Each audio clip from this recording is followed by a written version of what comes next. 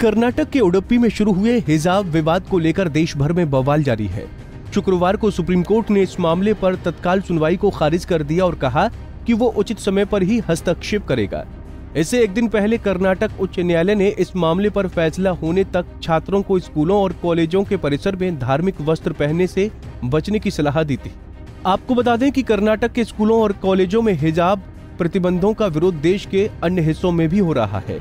अब तक जो सामने आया है उसमें ये कहा जा रहा है कि हिजाब पहनकर आई छात्राओं को क्लास में जाने से रोकने के बाद ये विवाद शुरू हुआ। हालांकि मीडिया रिपोर्ट्स में इस पूरे विवाद की एक दूसरी कहानी भी निकलकर सामने आ रही है।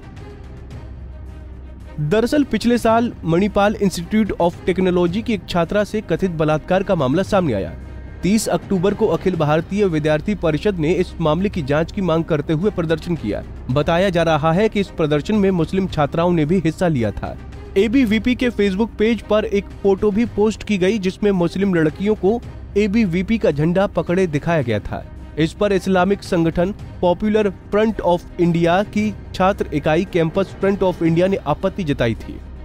हालांकि उडुपी के एसपी विष्णु वर्धन के अनुसार इसी घटना से मौजूदा विवाद खड़ा हुआ। इस बारे में कुछ नहीं कहा जा सकता क्योंकि अभी तक दोनों घटनाओं को लेकर कोई इंटेलिजेंस रिपोर्ट नहीं आई है।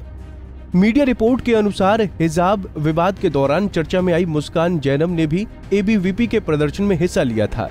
बताया जा रहा है कि मुस्कान ने उस प्रदर्शन के दौरान हिजाब नहीं पहना था। इस पर आपत्ति जताते हुए मुस्कान के पिता ने कॉलेज में शिकायत की थी। जब पूछा गया कि क्या कॉलेज ने उस लड़की को बिना हिजाब के प्रदर्शन में जाने के लिए कहा था, तो इस पर कॉलेज के प्रिंसिपल रुद्र गौड़ा ने कहा कि ये सही नहीं है, वो अपनी मर्जी से प्रदर्शन में गई थी। उन्होंने कहा कि हमने उस दिन उसकी एब्सेंट भी लगाई थी। कॉलेज किसी को कहीं नहीं भेजता है, माता पिता को भी बता दिया गया था। इस मामले पर जब उडुपी के विधायक रघुपति भट्ट से पूछा गया तो उन्होंने कहा कि कॉलेज ने उन्हें प्रदर्शन में नहीं भेजा था। बलात्कार के मुद्दे पर उस समय कई लड़कियों ने हिजाब पहनकर प्रदर्शन किया था। भट्ट ने आरोप लगाया कि लड़कियों ने हिजाब पहनने की मांग तब से शुरू की जब से वो पॉपुलर फ्रंट ऑफ इंडिया नाम के संगठन के संपर्क में आई। उन्होंने बताया कि हमने उनसे कहा कि कैंपस में हिजाब पहनकर आ सकती हैं, लेकिन क्लास में नहीं। विवाद यहीं से शुरू हुआ।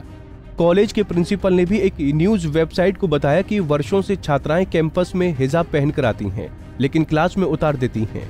ये छात्राएं भी ऐसा ही कर रही थीं, लेकिन दिसंबर से उन्होंने मांग करनी शुरू कर दी कि वो क्लास में भी हिजाब पहनेंगी।